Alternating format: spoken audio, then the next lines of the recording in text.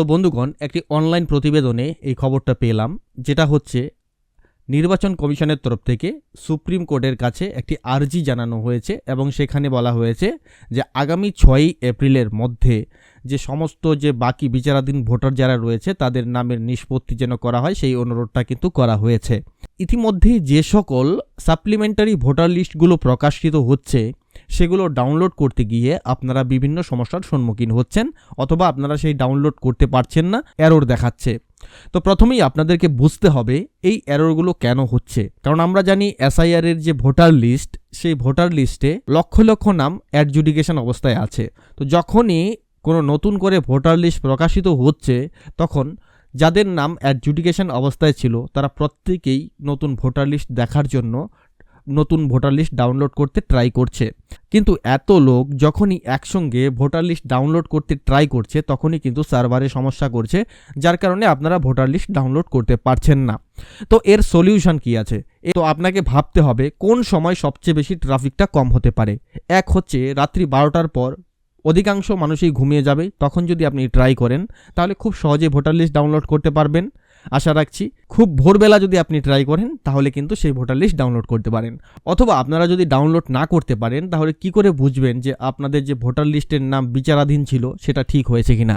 তো আসুন দেখে নিচ্ছি। তো আপনারা এই ভোটার সার্ভিস পোর্টালে এসে যদি লক্ষ্য করেন তাহলে দেখবেন এখানে একটি অপশন রয়েছে, search your name in voter list. এই অপশনে ক্লিক করলেই আপনারা কিন্তু নতুন একটি অপশন পেয়ে যাবেন। এখানে আপনাদের কিছুই করতে হবে না, আপনার সেই যে ভোটার কার্ড নাম্বার, সেই ভোটার কার্ড নাম্বারটা এখানে দিয়ে দেবেন। দিয়ে এখান থেকে আপনাকে স্টেটটা সিলেক্ট করতে হবে ওয়েস্ট বেঙ্গল। করার পর এখানে যে একটি ক্যাপচা রয়েছে, সেই ক্যাপচাটি দেখতে পাচ্ছেন, ক্যাপচাটি সুন্দর করে দিয়ে সার্চ করলেই কিন্তু আপনার যে ভোটার লিস্টের যে বর্তমান অবস্থান সেটা কিন্তু দেখিয়ে দেবে। তো যখনই কোনো নতুন ভোটার লিস্ট প্রকাশ হচ্ছে সেটা কিন্তু এই যে ডাউনলোড ইলেকটোরাল রোল, এখানে ক্লিক করে আপনারা জানতে পারবেন। তো এখানে ক্লিক করে আপনারা দেখতে পারবেন যে ধাপে ধাপে যে অ্যাডজুডিকেশন সাপ্লিমেন্টারি লিস্টগুলো প্রকাশ হচ্ছে, সেই লিস্টগুলো আপনারা এখান থেকে সিলেক্ট করতে পারবেন।